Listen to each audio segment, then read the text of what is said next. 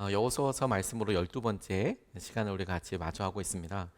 우리 앞에 한계가 보이고 그 한계를 돌파하도록 주님께서 인도해 주시는데, 그 돌파할 때 우리에게 전능하신 하나님의 능력을 경험하게 되는 그런 일들이 아주 많이 보입니다. 특별히 여호수아서에서 계속해서 그런 말씀이 우리에게 도전되고 있다라고 싶습니다.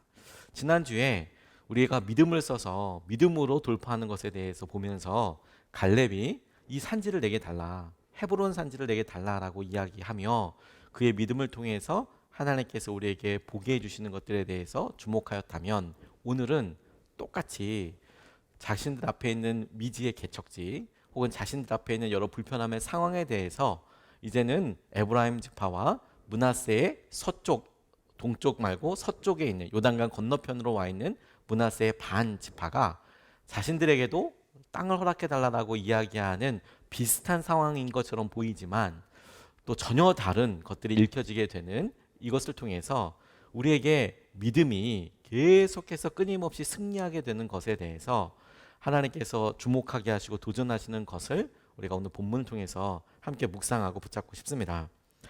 안 된다고 생각하는 것도 일종의 믿음이라는 것을 몇 번 말씀드렸습니다. 우리가 어떤 일을 볼 때 도저히 안 돼 라고 이야기하는 것이 현실적인 어떤 판단일 수도 있고, 그리고 여러 사람들이 이야기하는 의견일 수도 있습니다. 그런데 그것을 가만 보면 결국 그래서 안 된다라고 이야기할 때 그 판단 이후에 이건 안 되니까 계속 안 돼라는 것은 믿음의 작용이죠. 일종의 믿음의 의지의 작용입니다. 안 되겠구나 라고 생각하게 되고, 그리고 다른 길을 생각하는 것을 포기하는 것도 어떤 믿음의 또 다른 반응이죠. 우리가 생각하는 믿음이 맹목적이고 모든 일을 막 긍정적으로 낙관적으로 생각해야 된다는 것이 아닙니다. 이 일이 될 거야, 되게 해야 해, 이걸 믿음이라고 이야기하지 않고 오히려 그렇게 승리하게 하시고 우리 가운데 함께하고 계시는 주님을 의지하고 신뢰하는 것이라는 것을 우리가 다시 한번 깨달아야 한다고 싶어요. 최근에 만난 귀한 분 중에서 한 분이 근래 참 어려운 일을 당하셨어요. 세 자매의 첫째. 그래서 결혼하기 전에는 세 자매가 다 신앙생활도 하고 그런 듯 싶었지만 결혼을 각각 다 하고 나니까, 그러니까 본인 외에는 두 동생들은, 여동생들은 결혼하고 나니 이제 처음에 믿음 생활을 갖고 유지하는 것이 조금 부산해지고, 그리고 물어보면 다른 사람들이 종교가 뭐냐고 물어보면 기독교라고 이야기하지만 정작 기독교, 그러니까 우리가 교회에서 믿음 생활을 한다거나 본인이 어떤 의지적으로 마음을 몸부림쳐야 될 상황들에 대해서는 별로 긍정적이고 적극적으로 행동하지 않는 그런 형편이 되더랍니다. 근데 이분에게 평생의 기도 제목이 있었어요. 두 분 부모님이 금술도 좋으시고 아버지는 평생 군인으로서 그 군인의 이 발음과 그럼에도 불구하고 정말 다정다감하신 좋은 아빠, 그 모습으로 평생 살아오셨다는 거예요. 어머니도 가정을 지키는데 참 충실하시고 여러 일에 모범을 보여주시고 그렇게 살아오셨는데, 이런 분들이 전도하기가 더 힘들어요. 어떤 때는. 그러니까 어떤 뭐 어려움이 있거나 이런 보다 우리 아버지 경제적으로나 혹은 사회적인 관계망에 있어서나 최선을 다하시고 좋은 삶의 모습도 모델이 되어주셨고, 근데 딱 한 가지 기도 제목이 있다면, 하나님 우리 가정이 함께 예배하게 해주십시오. 함께 주님 앞에 나아가게 해주십시오. 이게 이제 간절한 기도 제목이 되었다는 겁니다. 결혼하기 전에는 그래도 셋이 함께 이렇게 했는데 시간이 지나고 이제 아이가 생기고 그러니까 이제 본인만 이제 여기서 혼자서 분투하는 그런 느낌이고, 더 안타까운 것은 부모님은 서울 사시지만 본인의 가정은 이제 전주에서 살게 된 거예요. 그러니까 마음은 계속해서 이렇게 찾아뵙고 올 때마다 신앙생활 하시라고 독려하고 싶지만, 이 집이 전주와 이 서울은 뭐 가깝다고 하면 가깝겠지만 매주마다 다니기에는 조금 부담이 되는 거리이죠. 그러니까 마음으로 계속 이렇게 하면서 뭐 10년 시간이 계속 지나갔었어요. 그런데 어머니께서 갑작스럽게 이제 암 선고를 받으시고, 그리고 한간 가정과 고통스러워하시는 모습을 이제 보게 된 겁니다. 그리고 가정이 어머니의 고통 앞에 다 이렇게 집중하게 됐어요. 이제는 억지로라도 시간을 내야만 했죠. 억지로라도, 자녀들도 있지만 억지로라도 전주에서 올라와서 어머니 필요할 때마다 도움을 드리고 간병도 해야 하고 그게 당연한 거라고 생각을 한 겁니다. 그리고 동생들한테도 시간을 내서 우리 엄마 마지막으로 이렇게 할 때 우리가 조금이라도 힘이 되어 드리자. 이렇게 좋은 어떤 뭐 돌보미들을 같이 하기도 하지만 또 돌보미 손길과 딸의 손길이 좀 다르지 않겠습니까? 그래서 계속 기회가 있을 때마다 엄마한테 복음을 전하려고 노력을 하고 그리고 예수님 믿어야 된다고 하고 천국 가셔야 된다고 이야기를 하고 그래서 그렇게 해서 독려를 하다가 점점 나빠지시는 거예요, 몸이. 더군다나 코로나 상황이니까 이 면회가 안 되는 겁니다. 그러니까 자녀들도 면회가 잘 안 됐습니다. 이 코로나 기간 동안에는 거기 들어가는 사람들은 코로나 검사 맞고 일단 들어가면 못 나오고 같이 있거나 나왔다 하면 다시 들어갈 때는 코로나 검사 또 맞고 뭐 이런 식이었어요. 근데 병세는 나빠지시는데 자녀들 다 찾아없는 무슨 상황이 됐다가 병원을 옮기게 되셨어요. 안타깝게도 더 나빠지셔서. 그런데 제게 연락이 닿습니다. 저희 교회 성도님은 아니었지만 짧게 집에서 잠깐 병원 가시기 전에 나오게 되셨는데 목사님 혹시 가능하시면 오셔서 복음을 좀 전해 주십시오. 영접하게 되기를 원하고 우리가 천국의 소망을 같이 꿈꾸게 되기를 원합니다. 몇 달 전에 제게 그렇게 연락이 닿아서 정말 기도하는 마음으로 이름도 미리 듣고 그리고 간절히 기도하는 마음으로 기도로 준비하고 댁으로 찾아갔습니다. 들어갔는데 말씀으로 이미 이 가정이 준비가 되었다라는 그런 강력한 어떤 주님의 은혜 같은 것이 느껴지는 됐어요. 이 가정이 준비가 됐구나. 어머니를 막상 만나 뵀는데 이 어머니가 이제는 의식도 막 왔다 갔다 하실 정도로 굉장히 많이 심한 상태였고 그리고 병상에 누워서 일어서지도 못하시는데 말씀은 대답은 하시더라고요. 또 치료제도 진통제도 엄청 강력한 걸 쓰고 있기 때문에 어려운 상황이어서 계속 이렇게 애처롭게 바라보는데 주님께서 주신 감동대로 복음에 대해서 아주 간략하게지만 반복해서 설명을 드리고 왜냐면 어떻게 대답하셔도 다시 확인해 드릴 수 있고 또 본인이 혹시라도 정신이 지금 이 순간이 힘드셔서 대답하시는 거라면 혼동스럽지 않게 다시 한번 예수 그리스도의 우리를 통해서 이루신 구원의 사역에 대해서 짧게 하지만 십자가의 능력에 대해서 분명하게 그리고 고백하실 수 있도록 여러 번 도와드렸어요. 그렇게 여러 번 도와드리면서 제 마음속에 그리고 주위에 있는 여러 함께 하신 분들에게 그 자녀들에게도 이분이 준비가 되셨구나. 세례받을 만한 믿음이 있으시구나. 그래서 원래는 세례 교육을 10주 동안 하고 해야 하지만 병상이고 이분의 형편이 그렇기 때문에 그곳에서 세례를 베풀려고 하는 때에 너무 놀라운 것은 그 이야기를 듣고 아내에게 천국에 대한 이야기와 구원에 대한 이야기를 할 때 아버지 되시는 분이 옆에서 가만히 듣고 계시다가 여보 당신 믿어 천국 가야지 이렇게 이야기하시면서 본인도 세례를 받겠다고 이야기를 하셨어요. 설명은 이미 그 자리에서 같이 드렸으니까 그대로 방향을 아버님께 대하고 예수 그리스도께서 선생님을 위해서 돌아가신 것과 우리의 죄가 이 믿음을 통해서 용서받고 구원받는 것과 우리가 죽어서도 천국에 가고 죽기 전에 이 세상에 살 때 성령의 인도하심과 보호하심을 누릴 것에 대해서 설명드리고 질문과 문답을 했는데 이분도 준비가 되어 계신 거예요. 그래서 세례를 드리고 뭐 이런 경우는 어떻게 뭐 나중에 또 교제하면서가 아니라 똑같이 위급상으로 생각을 해서 세례를 드리고 병상에서 어머니도 세례를 드리고 그랬었어요. 그런데 너무 큰 눈물과 감동이 있어서요. 함께 있는 딸들이 다 마음으로 너무 기뻐서 울고 어머니가 너무 힘드시지만 그걸 고백하게 되었습니다. 그런데 어저께 제가 위로 예배를 드리러 왔어요. 금요일 날 그분이 몇 달 동안의 투병 생활을 하시다가 돌아가셨다는 이야기를 듣고 그래서 제가 세례를 드렸기 때문에 안타까운 마음으로 방문을 했습니다. 위로 예배를 인도하기 위해서 갔는데 장례식장이 그렇게 은혜로웠어요. 물론 고인을 떠나보낸 것 때문에 슬픔은 있었지만 저를 보자마자 이 남편 되시는 성도님께서 손을 꼭 잡으면서 천국 가셨다고 그렇게 이야기를 하시는 거예요. 우리 아내가 천국 갔다고. 전 장로님이랑 이야기하는 줄 알았어요.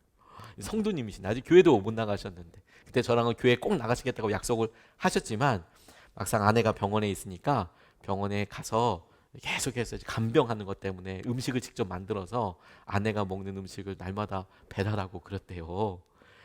그러면서 못 간다고. 그런데 우리 아내 꼭 천국 갔다고. 그리고 그 주에 월요일에 있었던 마지막 의식이 있었던 이야기를 그 첫 번째 딸 되셨던 분이 이야기하시더라고요. 의식이 왔다 갔다 하실 정도 힘드신데도 자기 너무 행복하다고. 그리고 딸들한테 사랑한다고. 그리고 천국 가고 싶다고. 그렇게 이야기를 하시더래요. 엄마 천국은 어떻게 가는 건 줄 알아? 천국은 어떻게 가? 그랬더니 예수님 믿으면 이렇게 분명하게 말씀하시더라는 거예요. 엄마 천국이 어떻게 가는지 알아? 예수님 믿으면 간다고. 그리고 너무 안타깝지만 1시간, 2시간 정도 얼마 지나지 않아서 점점 의식이 잦아들고 그렇게 하루 이틀 정도 시간을 더 보내시다가 목요일 날 주님 품으로 돌아가신 거예요. 제가 그 이야기를 간증처럼 예배를 듣고 예배를 드리고 함께하면서 너무 감사하더라고요. 그리고 생각해 보게 됐어요. 처음에는 한 자매가 무너져 버린 것 같고 한 사랑하는 우리 자매들 그리고 부모님 전도할 수 있을까? 구원으로 함께 할 수 있을까? 근데 그것에 대해서 마음을 품고 계속해서 기도하고 그리고 기회가 될 때마다 문을 열기 위해서 끊임없이 계속해서 맨 땅에 헤딩하듯이 부딪히고 마주하고 전화하고 무시당하고 또 하고 그런 것을 통해 주님께서는 결국에 주님께서 예비하신 구원의 능력을 우리에게 보이시더라고요. 저는 이게 추석 전에 정말 커다란 위로가 됐습니다. 왜냐하면 저희 성도님들 가운데 여전히 사랑하는 부모님을 위하여 간절히 기도하시는 그런 가정들이 있고 때로는 아내를 위해서 때로는 남편을 위해서 그리고 사랑하는 아이들을 위해서 주님께서 복음으로 저들을 붙잡아 주시고 우리에게 소망이 있다면 천국 소망밖에 다를 게 뭐가 있겠습니까? 함께 천국을 바라보고 이번 추석 때도 예배하면서 우리 가정의 주인은 하나님이시구나. 우리 가정을 왕으로서 다스리시는 분은 주님이시구나. 이게 명확하게 드러나는 소망이 우리에게 보여지고 이루어지게 되면 너무너무 좋겠다라는 생각을 하게 됐고 믿게 됐어요. 이 일을 이루시겠구나. 믿음은 평생 하나님께서 우리를 위해 우리가 원하는 무엇인가를 해줄 거라고 생각하는 것이 아닙니다. 믿음은 오히려 결국에 이 일을 주님이 이루실 거라고, 이 일을 이루시는 분은 주님이시라고, 주님이 어떻게 하실지를 기대하며 발견해 나가는 거예요. 믿음의 진짜 실상은 우리 앞에 있는 장애와 두려움이 있지만 그것이 우리 뜻대로 변하는 것이 아니라 주님이 이 일을 반드시 돌파하게 하시며 주님의 뜻대로 이걸 인도하여 가실 것을 믿기에 주님을 의지해 가는 것이 믿음이에요. 그런 의미에서 믿음은 끊임없이 승리를 바라보는 거예요. 오늘 요셉 지파에게 있었던 이 일이 우리에게 어느 순간에 안 돼. 어느 순간에 이건 해결할 수 없을 것 같아. 이건 우리가 할 수 있는 능력의 너머에 있는 일이야 라고 스스로 판단하고 자기에 대해서 너무 작게 생각하거나 자기에 대해서뿐만이 아니라 여지껏 자기들을, 이스라엘 백성들을, 그리고 심지어 그 지파를 인도해 오셨던 하나님께서 하실 일에 대하여 여지없이 평가하는 경향이 되어진 것이요. 주님이 일을 하실 수 있을까? 그 주님은 빼어놓고 자기가 어렵다고 이야기하는 것에 우리가 같이 시선을 맞춰보기 원해요. 우리 앞에 간절한 기도 제목들이 있습니다. 곧 건강해지고 건강해지는 것. 그런데 여러분 건강해지는 것 혹은 아니게 되거나 재정이 채워지거나 혹은 그렇게 되지 않거나 이 모든 기간 동안 우리가 주님을 의지하게 되었음이 믿음이 있고 없고 이걸 생각할 수 있는 기준이 되는 거예요. 우리가 기도했던 대로 이루어졌나 안 졌나가 믿음이 있고 없고를 가리키는 기준이 아니고 이런 여러 어려움과 상황들 가운데 주님을 의지하였나 아닌가가 우리의 믿음을 판단하는 기준이 되는 거예요. 왜? 주님은 끊임없이 당신의 계획을 이루실 테니까. 그 관점으로 오늘 이 본문 말씀을 보고 첫 번째로 우리가 함께 기도하고 우리가 깨닫고 우리가 실천하고 순종해야 될 것이 무엇이냐면 우리가 그냥 얻는 것이 아니고 이것을 개간해야 한다는 거예요. 그게 첫 번째 우리 같이 붙잡고 싶은 겁니다. 그냥 얻어지는 것이 아니고 이건 개간해야 하는 거예요. 우리의 노력이 있어야 하고 우리의 순종이 있어야 하고 주님께서 우리에게 약속하신 것에 대한 한 걸음 나아가는 그런 시도가 있어야 한다는 거예요. 가만히 있어서 이루어지는 것이 아닙니다. 14절로 15절까지 말씀에 이렇게 증거하고 있어요. 요셉 자손이 여호수아에게 말하였다. 주님께서 지금까지 우리에게 복을 주셔서 우리가 큰 무리가 되었는데 어른께서는 왜 우리에게 한 번만 제비를 뽑아서 한 몫만 유산으로 가지게 하십니까? 여호수아가 그들에게 말하였다. 당신들이 큰 물이 이어서 에브라임 산간 지방이 당신들에게 작다면 거기에서 브리스 사람과 르바인 사람의 땅인 살림지대로 올라가서 그곳을 개간하시오 라고 이야기하고 있습니다. 이것을 글로 우리가 읽었지만 앞서 이야기했던 갈렙이 헤브론 땅을 기억하면서 그때의 약속을 기억하여 내게 주십시오, 우리에게 주십시오 라고 얘기했던 것과 똑같은 느낌으로도 읽을 수 있고 혹은 전반대로도 읽을 수가 있습니다. 하지만 요지는 같아요. 땅이 부족하고 저 땅을 어떤 땅이든 달라고 이야기하고 있는 것이죠. 자기들이 머물기에는 불편하고 혹은 우리가 만족하기에 조금 더 많은 땅이 필요하다라고 이야기하고 있는데, 그런데 여호수아가 그들을 놓고 집중하도록 하게 하는 것이 뭐냐면 너희들 주위에 있었던 땅이 사람들이 있으니 그 땅을 너희들이 개간하여야 한다는 거예요. 개간하여야 한다. 땅을 함께 전쟁을 해서 점령한 다음에 그걸 나눠 가져서 그냥 제비를 뽑듯이 갖는 수준이 아니라 너희들이 개간하여서 얻을 땅이 있다고 이야기하시는 겁니다. 요셉에게는 잘 아시다시피 두 아들이 있었습니다. 하나는 에브라임, 하나는 므낫세가 있었습니다.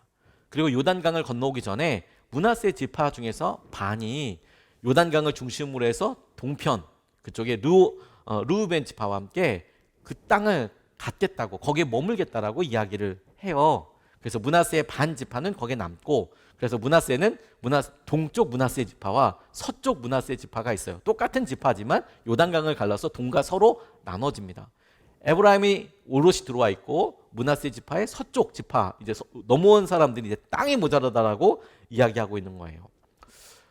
요셉이 야곱으로부터 마지막 축복을 받을 때 에브라임과 므낫세, 그들의 아버지였던 요셉을 축복하기를 정말 두 배의 갑절의 축복이 있게 될 거고, 하나님께서 너희들에게 복 주실 것이다라고 이스라엘 야곱이 직접 축복해 주었던 배경도 있고, 또 실제로 에브라임 지파가 작지도 않았습니다. 그러니까 그들이 와서 우리에게는 조금 더 땅이 필요합니다라고 그렇게 이야기를 하고 있어요. 이제 땅 분배를 마치고 난 다음에 우리에게 더 주십시오라고 이야기하는 것이죠. 그런데 주님이 우리에게 그렇게 이야기하는 요셉 지파를 통해서 우리에게 확인케 하시는 거예요. 주님이 우리에게 허락하시고 약속하신 땅이 이미 있습니다. 그래, 그 약속하신 땅과 우리가 마주하고 함께하게 될 때 그 땅을 온전히 소유하는 것도 우리가 주님께서 주시는 은혜와 마음으로 순종해서 얻어나가야 하는 그런 중요한 과정일 뿐만 아니라, 그리고 주위에 있는 사람들과 주위에 있는 땅을 정복해 나가는 것도, 개간해 나가는 것도 우리에게 주어지는 놀라운 하나님의 도전이라는 거예요. 약속의 땅을 얻으면서 그저 가만히 있으면 허락된다? 이게 아닙니다.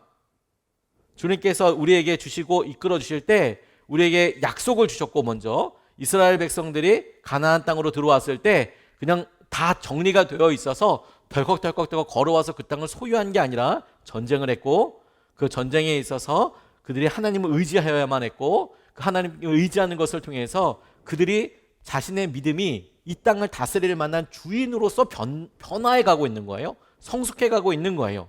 그 사실을 기억해야 합니다. 주님께서 우리에게 고난처럼 보이는, 우리에게 한계처럼 보이는 일들을 이루신 것은 우리가 보기에는 저것 때문에 안 돼요, 넘어설 수 없어요 라고 이야기하지만, 주님은 우리에게 그런 고난과 어려움을 통하여 그 한계가 우리를 단단하게 하고 그 한계를 우리가 넘어서기 위해서 몸부림치고, 혹은 그 땅을 개간하기 위해서 우리가 하는 모든 시도들에 하나님을 의지할 수밖에 없는 상황을 통해서 하나님이 함께 하시고, 이 모든 소유가 하나님이 주신 것이고, 그리고 이것을 통해서 하나님의 영광이 드러나게 할 것을 계획하고 계시는 거예요. 그게 광야에서뿐만 아니라 지금까지 여호수아를 통해 이스라엘 백성들을 여기까지 데리고 오면서 하나님께서 하신 일들의 목표 혹은 목적이라고 할 수 있겠습니다. 고난이 없는 거, 오히려 그것이 우리에게 더 위기 상황일 수 있는 거예요. 왜냐하면 고난이라도 있어야, 어려움이라도 있어야, 우리의 한계 상황이라도 우리 앞에 보여야 우리는 연약해서 그때야 주님을 의지하기 때문이에요. 우리는 연약해서 그때야 주님을 붙잡고 주님이 하실 일을 기대하기 때문입니다. 이동훈 목사님이 미국에 이렇게 있으실 때 루마니아에서 오신 조셉 톤이라는 목사님을 만나서 교제하게 됐는데, 이 조셉 톤이라는 목사님은 루마니아에서 사역을 하시면서 굉장히 많은 사람들에게 영향력을 주었던 분인데, 당시만 해도 루마니아가 공산 치하였기 때문에, 차우세스크 정권에 의해서 공산 치하에 있었기 때문에 예수 그리스도를 믿고 포교하고 전도하고 하는 것에 굉장히 커다란 탄압과 핍박이 있었습니다.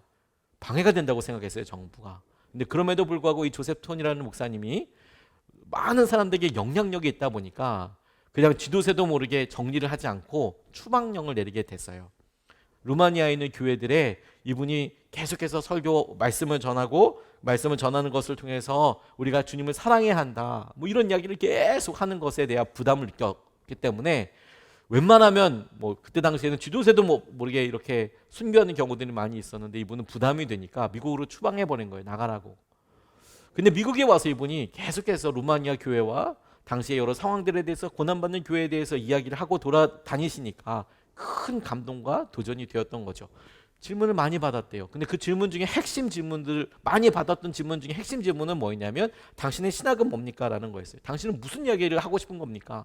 근데 이분이 자기가 가지고 있는 단 하나의 신학이 있다면 그것은 순교의 신학이고, 내가 가지고 있는 단 하나의 신앙이 있다면 그것도 순교의 신앙이다. 내게 신학이 있다면 순교의 신학밖에 없고, 그리고 내게 신앙이 있다면 순교의 신앙밖에 없다라고 대답을 하셨대요. 근데 그런 과정 가운데 동구권이 개방이 되었습니다. 그러니까 이제 고향 땅으로 돌아갈 수 있는 거예요. 집으로 돌아갈 수 있는 거예요. 그래서 집으로 돌아가고 이런 일들에 있어서 또 한 번 인터뷰를 하는데 기자가 물었답니다. 동구권이 열리는데 소감이 어떻습니까? 이제 집으로 돌아갈 수 있고 좋잖아요. 그런데 이분은 두렵다고 이야기를 하셨대요. 이해가 안 갔어요, 이 기자가. 아니, 공산권이 무너지고 당신의 조국으로 돌아갈 수 있는 기회가 왔는데 왜 두려워하십니까? 이분의 대답은, 제가 두려워하는 이유는 이렇습니다. 제 조국에는 예수 그리스도를 위해 고난받는 것을 은혜로 여기고 살고 있는 성도들이 많습니다. 그래서 복음을 위해 고난을 받고 핍박을 받더라도 우리는 그것 때문에 예수님을 더 바라보고 더 열심을 냅니다. 하지만 만약 동구권이 개방되어서 내 조국으로 돌아갔을 때 내 조국의 교회가 주님을 위한 고난을 은혜로 알지 못하는 사람들로 채워질까 봐 두렵습니다. 자신의 조국의 교회가 주님을 위한 고난을 은혜로 알지 못하는 사람들로 채워질까 봐 정말 두렵습니다. 존 스토트 목사님이 이런 상황에 대해서 이런 이야기를 남겼어요. 우리가 편안한 이유는 우리의 침묵 때문인지도 모릅니다. 오늘 이 시대 그리스도인의 침묵에 대해서 이야기하기를, 그것은 참으로 부끄러워해야 할 죄입니다. 존 스토트 목사님이 그렇게 이야기를 하셨다는 것에 있어서 저는 마음 깊이 저를 돌아보게 되었어요. 우리 앞에 어려운 상황들이 있죠. 그리고 어느 순간에 우리는 그것을 개간하여서 우리가 그것에 있어서 마땅한 믿음의 분투와 대가지불과, 그리고 그것을 통해서 하나님을 의지하게 되는 과정에 대해서 그냥 쉽게 가는 것을 당연하게 생각해요. 이런 이야기를 하는 것이 저보다 연배가 있으신 분들에게 조금 잘 이렇게 받아들여지게 되기를 원하는데, 제가 우리 어린 아이들을 보면 너 너무 거저 사는 것 같다. 야, 이게 부모가 그 밥 한 그릇 벌기 위해서나, 야, 이게 너 학원 보내는 거나, 네가 그렇게 하기 위해서 참 많은 수고와 땀 흘림이 있었다. 고생이 있었다. 그런데 제가 보기에는 젊은 사람들, 어린 사람들 이렇게 봤을 때, 너무 쉽게 가려고 한다. 고난과 어려움은 띄어서 과연 우리 세대나 저희 부모님 세대들이 자녀를 사랑하기 때문에 최선을 다하여서 여러 환경들을 조성하고 준비해서 그렇게 어떻게든 잘 고난 없이, 고통 없이, 어려움 없이 잘 할 수 있도록 환경을 이렇게 조성하기 위해서 정말 뼈 빠지게 일하신 분들도 계시고 그렇게 분투를 했는데, 정작 그 길을 가는 사람들, 그게 이제 어떤 수고와 어떤 피눈물이 있었는지를 잘 몰라주는 것 같다는 느낌이 들 때가 있죠. 제가 저희 어머니가 계시기 때문에 저도 그런 거 아닌가 사실 생각도 해봐요. 저희 부모님들이 그렇게 하셨는데 저는 사실 그런 은혜를 잘 알고 있나, 그래서 조심스러운 거예요. 근데 정말로 이렇게 보면 저희 자녀들도, 야, 이게 참 그냥 잘 가만히 있으면 은혜로 주님께서 채우시는 것에 대해서는 변함없이 믿고 의지하지만, 그런데 본인이 열심히 수고하고 개간하고 그리고 마주해야 될 일들이 있어. 편하게 되는 것만은 아니더라. 그리고 오히려 그런 중간중간 어려움처럼 보이는 일들이 우리를 정말 단단하게 하고 흔들리지 않게 하더라. 우리에게 꼭 필요한 말이라고 싶어요. 우리도 어느 순간에 여러분 점점 편안하고 우리에게 있어서 여러 상황들과 어려움들을 그냥 우리 직접 마주하는 것에 대해서는 피하죠.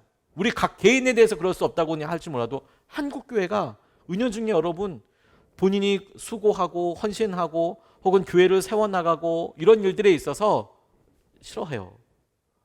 그런 일보다 그냥 다 완성되어 있는 곳에 다 채워져 있는 공동체에 혹은 다 이루어져 있는 교회 건물에 가서 그냥 숟가락 하나 얹어놓고 그냥 열심히 믿음 생활 하는 것에 있어서 만족하기를 더 선호해요. 그게 나쁘다는 것도 아니고. 하지만 고난과 그래서 주님을 의지하게 되는 것, 교회를 세워가는 영광, 주님께서 연약하고 나는 정말 사람과 만나는 것도 조차도 어렵지만 그럼에도 불구하고 우리를 리더로 세우셔서 그런 수고와 대가로 이루어가시는 열매를 우리는 놓쳐버리는 일이 너무 많아요.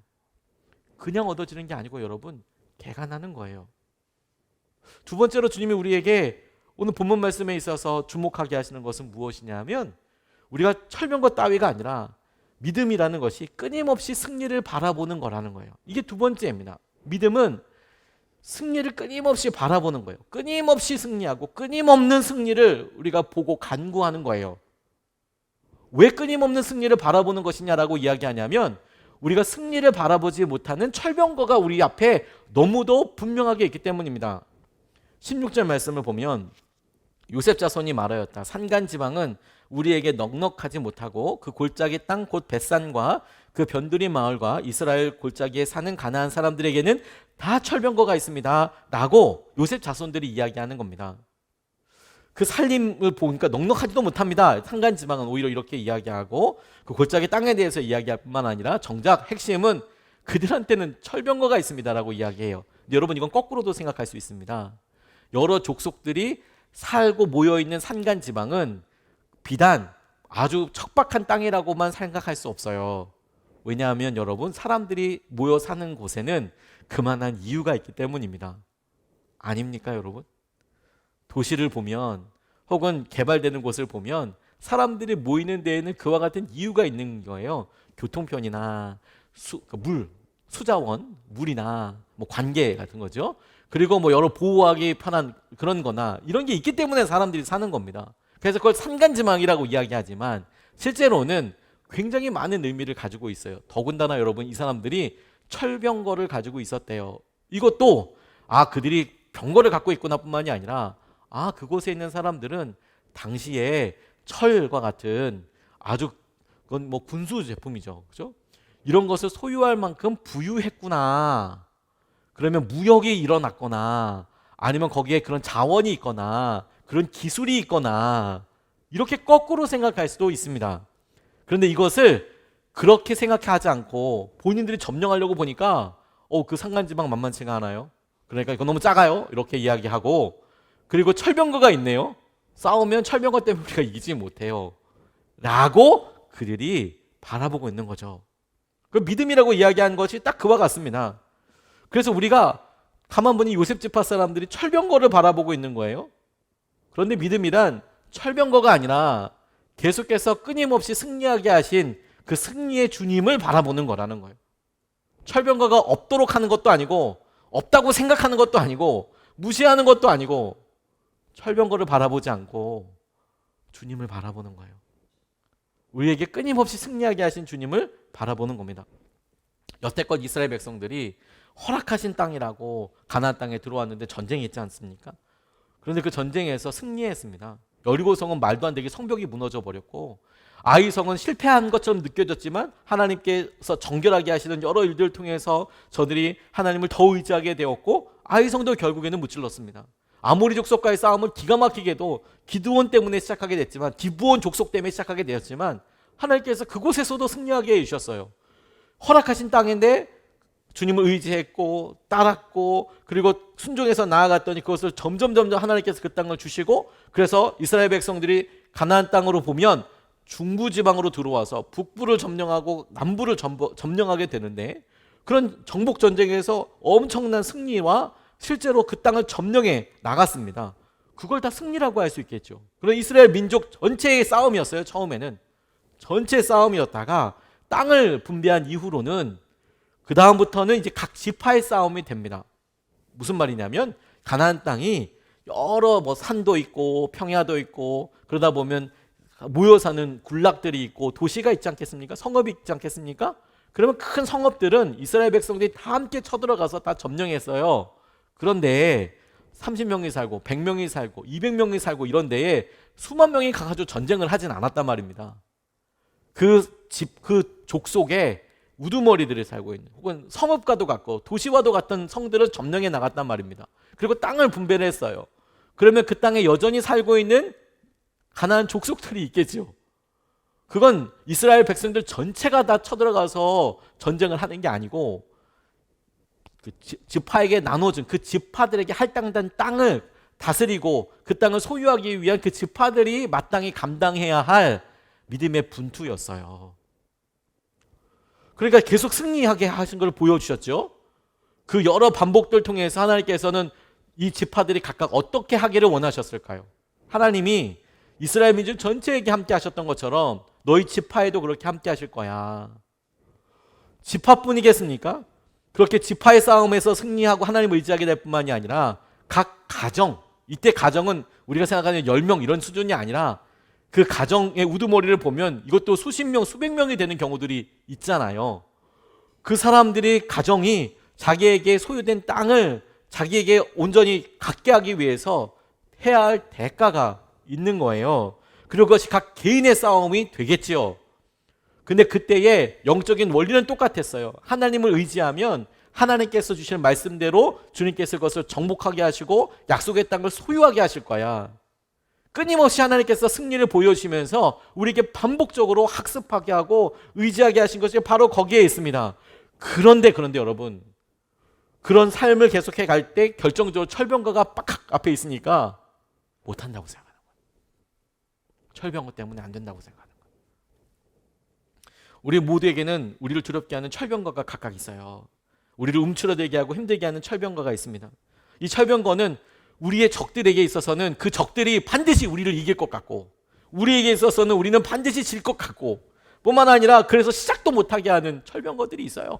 그래서 여러분, 우리가 난 이제 나이가 있어서 나이라는 철병거가 있어요. 세상의 통념이라는 철병거가 앞에 있어요. 안 된다고 생각을 하는 겁니다. 우리는 여성이기 때문에 안 된다고 생각을 해요. 혹은 오랜 세월이 고착되어 있는 관계가, 이미 주고받은 쓴뿌리가, 그리고 이미 있는 여러 관계가 틀어지고 힘든 거, 그리고 부모님이라고 하고 또 자녀라고 하고 그런 여러 실수들이 철병거처럼 앞에 있는 거예요. 철병거처럼. 그래서 주님께서 주시고 허락하신 것에 있어서 철병거 때문에 안 된다고 생각합니다. 철병거 때문에. 믿음은 철병거가 아니라, 우리가 도망가고 시작하지 않을 수 있는 수백만 가지 합당한 이유가 아니라 계속해서 승리해 오신 그 하나님을 우리 앞에 있는 이 일에도 주님께서 함께 해주시고 그분의 뜻이 무엇인지를 분별하고 그분의 뜻대로 의지하는 것이 믿음이에요. 믿음은 끊임없는 승리를 바라보는 거예요. 그래서 철병거가 아니라 우리가 해왔던 대로 살리고 그렇게 나아가는 거죠. 남아프리카에는 인종차별에는 강력한 철병거가 있었습니다.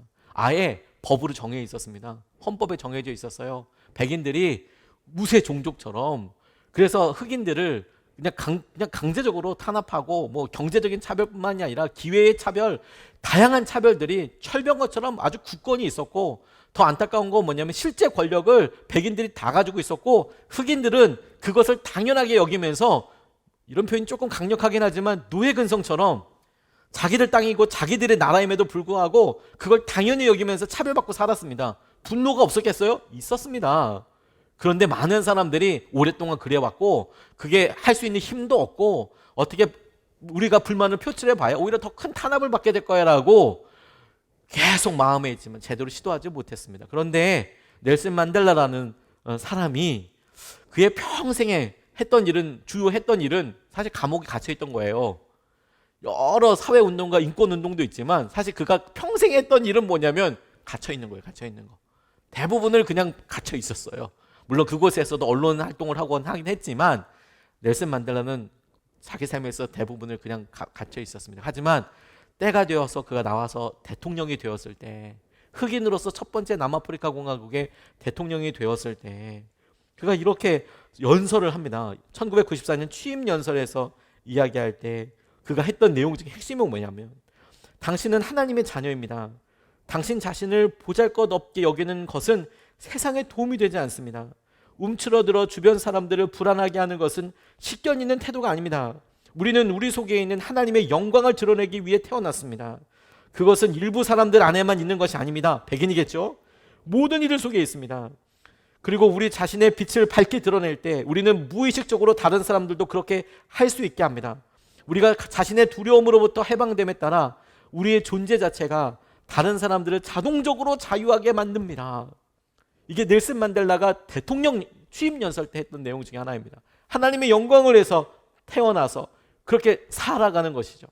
끊임없이 하나님을 바라보는 거예요. 하나님께서 하실 일을 의지하는 겁니다. 다시 한번 여러분, 이스라엘 백성들을 잘 주목해 보십시오. 전체를 통해서 함께 믿음을 훈련하고 그것이 지파별로, 가정별로 각자의 삶에서 믿음을 다시 구체적으로 실현하도록 도전합니다. 이때 믿음이 필요한 거고, 이때 승리의 습관이 필요한 거예요. 여리고 성과 아이성 아모리 족속과의 전쟁에서 승리한 철병거가 있고 없고 때문에, 철병거가 없어서 여리고 성을 못 점령한 것도 아니고 점령한 것도 아니고, 아이성이 철병거가 없어서 못 점령한 것도 아니고 점령한 것도 아니고, 아모리 족속과 싸울 때 철병거가 있었기 때문에 승리한 것도 아니고 그게 없었기 때문에 실패한 것도 아니었어요. 중심은 뭐였습니까? 하나님이셨어요. 철병거 때문에 안 되는 게 아니에요. 믿음이 필요한 거예요. 믿음이. 우리가 이런 놀라운 삶을 예수 그리스도로 인해서 다시 한번 확증했습니다. 예수님께서 우리의 두려움의 가장 본질적인 핵심인 사망과 죽음을 이기셨어요. 주님께서 그 길을 보여주셨습니다. 그리고 우리에게 주님을 믿고 따르던 사람들의 배신, 그리고 그 배신 이후에 주님이 저들을 찾아가셔서 다시 불러주시고 약속하신 성령으로 저들을 변화시키시며, 주님을 따르고 사랑했던 사람들이 어떤 마지막을 살았는지 우리가 사도행전을 통해서 알고 초대교회의 여러 이야기를 통해서 압니다. 그들의 믿음의 승리와 분투를 우리가 알아요. 그것이 거룩한 교회, 하나된 교회뿐만 아니라 우리의 지역교회로 내려오고 우리에게 속회로 내려오고 우리 가정에서도 이루어지는 거예요. 그리고 우리 각자가 그 믿음의 승리 앞에 있게 되는 겁니다. 우리가 앞에 있는 두려움과 한계와 염려는 그 마음을 끝까지 따라가 보면 예수 그리스도의 승리 앞에 있게 되는 거예요. 주님이 승리하신 것처럼 우리가 그 승리를 마땅히 우리의 것으로 여기며 우리 앞에 있는 철병거가 아니라 우리를 승리하게 하시고 이끌어 가시는 주님을 끊임없이 밟아야 해요. 그리고 세 번째, 우리가 이 본문 말씀을 통해서 우리의 믿음을 점검하고 도전하게 될 때, 이 세 번째는 우리 자신이 첫 번째 모범이 되도록 해야 한다는 거예요. 그냥 얻는 것 아니고 개간해야 한다는 것, 끊임없이 우리가 믿음을 끊임없는 승리를 바라보게 된다는 것, 그리고 마지막으로 우리가 첫 번째 모범이 되도록 결단해야 한다는 거예요. 17절 말씀을 같이 보고 싶습니다. 여호수아가 다시 요셉 족속인 에브라임 지파와 서쪽 므낫세 지파에게 말하였다. 당신들은 큰 무리요 큰 세력도 가졌으니 한 목만 가질 일이 아닙니다 라고 이야기합니다. 한 목만 가질 일이 아닙니다. 이것을 저는 여러 번 이렇게 묵상하고 의지하면서, 이 상황은 지금 여호수아와 요셉 지파 사람들과의 대화 형식처럼 그 의미가 오고 가고 있죠. 그래서 이 이야기를 실제로 에브라임 지파와 므낫세 서쪽 지파 사람들이 받아들이고 어떻게 행동했는지에 대해서 반응한 것에 중심을 두기보다 여호수아가 그와 같이 이야기하고 있는 목적이 뭘까? 에브라임 지파 사람들과 서쪽 므낫세 지파에게 이야기하기를, 당신들 큰 무리고 큰 세력도 가졌으니까 한 목만 가질 일이 아닙니다. 오히려 지금 한 목만 가지면서 이거 너무 불공평합니다라고 처음 얘기해온 사람은 누구냐면 에브라임 지파랑 므낫세 반 지파예요. 서쪽 지파. 왜 우리는 쫓게 해줘요? 라고 처음에 이야기했던 사람들은 그들이었습니다. 근데 마지막에 여호수아가 뭐라고 이야기합니까? 당신들이 그렇게 한몫만 갖고 있을 게 아니에요 라고 이야기하고 있는 거예요. 그러니까 똑같은 이야기를 하고 있는 것 같은데, 첫 번째는 이 요셉 지파 사람들이 와서 우리는 땅 분배했는데 사람도 많은데 요셉도 있고 우리는 그런데 왜 이렇게 땅이 적은 거요? 더 주시오. 땅을 개간하라고, 철병거 문제 아니라고 이야기하면서 여호수아가 너 말 잘했네. 그래, 그 불편함과 그런 어려움이 있는데 당신이 개간해서 그 땅을 소유하고 그 땅을 확장해가는 일이 되세요라고 이야기하고 있는 것이죠. 오히려 여호수아의 입을 통하여서 당신이 그 일을 하십시오. 그런 불만이 있고 그런 한계가 있다면 당신이 그 첫 번째 사람이 되십시오. 이건 저는 이 말씀을 묵상하면서 이것은 여호수아를 통해서 에브라임 지파와 서쪽 므낫세 지파에게만 하는 말씀이 아니라 모든 이스라엘 사람들에게 당부하는 말이고 기준이라고 싶어요. 뭐냐면 여러분들이 개간하여서 믿음의 분투와 수고를 통해서 땅을 점령해 나가고 확장해 나가되 끊임없는 승리를 해왔던 것처럼 그것을 이어나갈 뿐만 아니라 당신이 그 일에 순종하여서 주님과 함께 동행하여 그 일을 성취해 나가는 그 사람이 모범이 되어 주십시오. 에브라임, 네가 그렇게 한다면, 므낫세 반지파 너희들이 그렇게 한다면 이스라엘 백성들은 다 그렇게 할 거야. 너희들이 그런 행동을 해주길 바래 라는 그 바람과 목표가 여호수아의 말에서 저는 묵상이 되고 적용이 됐어요. 그리고 그게 우리에게 하시는 말씀이라고 싶어요. 주님이 우리에게 허락하신 것을 온전히 구하십시오. 여러분, 주어졌기 때문에 이만큼이라고 생각하지 마세요. 지금 있는 것이 이만큼이라고 생각하지 마십시오. 오히려 도전해야 합니다.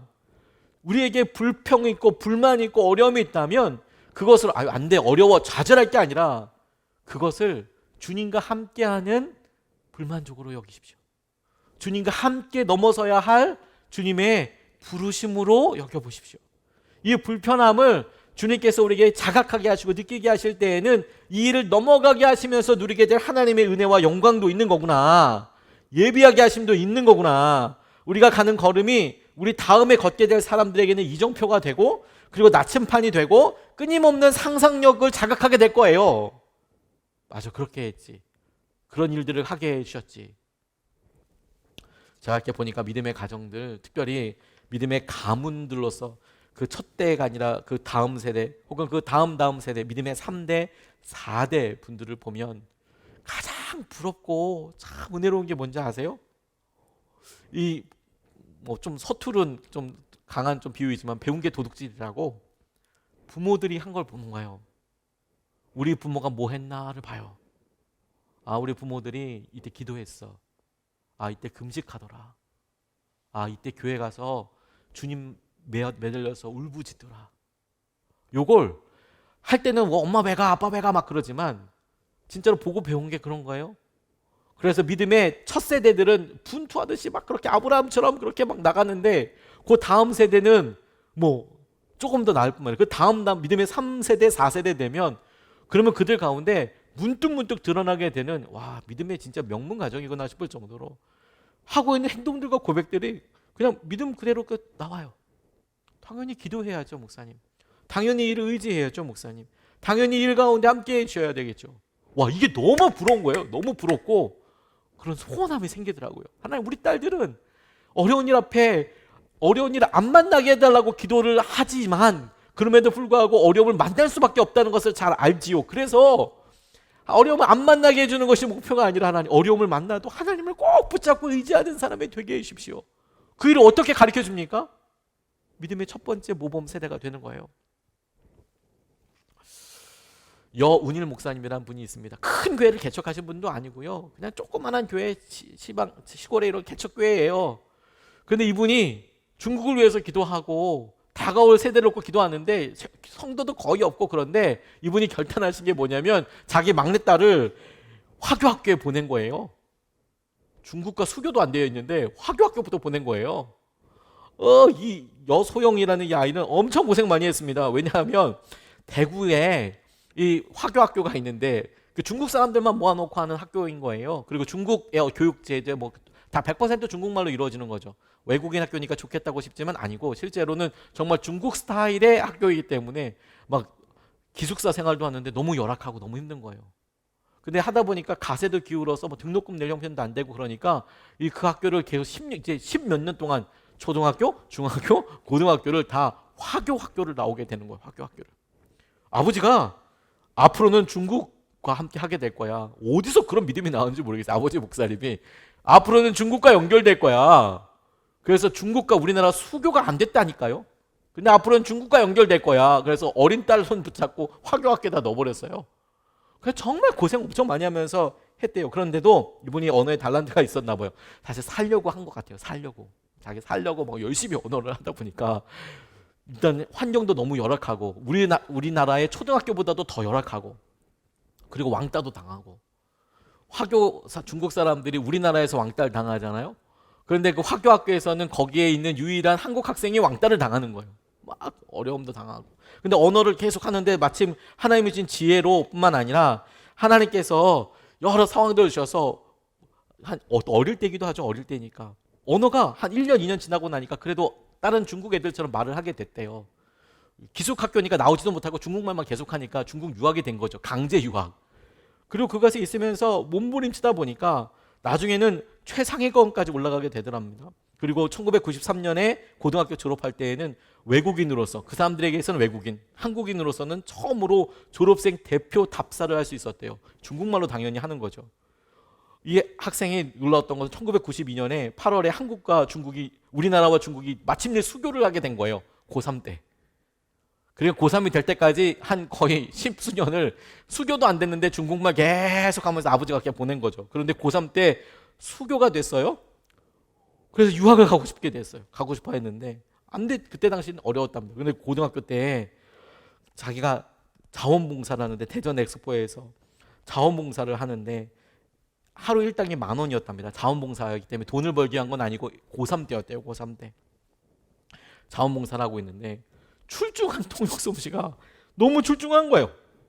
그래서 다른 대학교 중국어를 전공한 뭐 언니, 오빠들 많이 있고 전문가들이 있는데 오명 조직위원장 있지 않습니까? 엑스포의 조직위원장 통역 겸 의전 담당을 이 고3짜리 여소영이라는 분이 그 일을 한 거예요. 거기서 의전 담당을 할 정도면 사실 뭐 거의 공부도 정말 많이 하고 대학원 나가고 외국에서 중국에서 살아야 할 법하고 그러는데 고등학교 3학년짜리 애가 가서 그렇게 하는 거예요. 그리고 그때 통역한 중국 사람은 누구였냐면 중국 부총리였대요. 리찬칭? 네. 뭐 텐지원이라는 전국 인민대표회의 상무위 제1부위원장.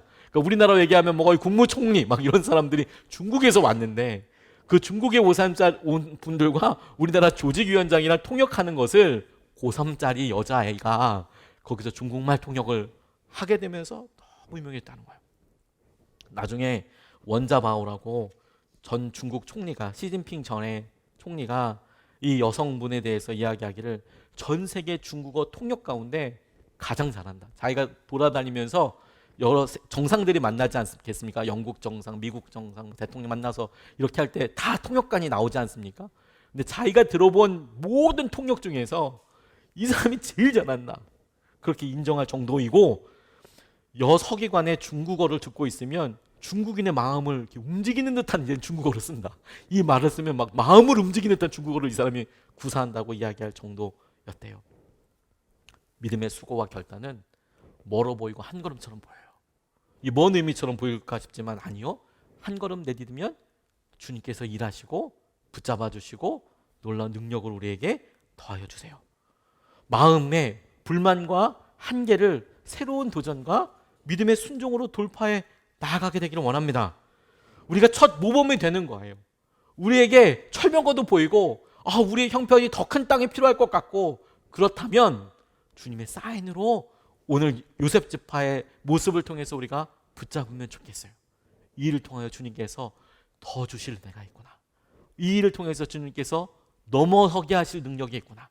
주님께서 우리를 쓰시고자 하시는 거구나. 오늘 우리가 이 약속을 다시 한번 성찬을 통해서 하게 될 겁니다.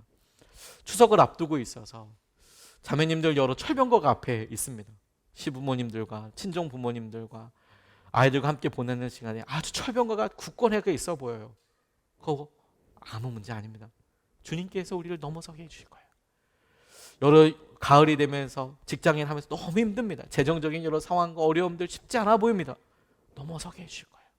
주님께서 하신 은혜를 우리가 다시 한번 성찬을 받으면서 우리가 확인하고 구원의 역사와 능력을 이루실 주님을 함께 의지하면 좋겠습니다. 우리 성찬 받기 전에 함께 같이 기도로 함께 주 앞에 나아가겠습니다. 기도하시겠습니다.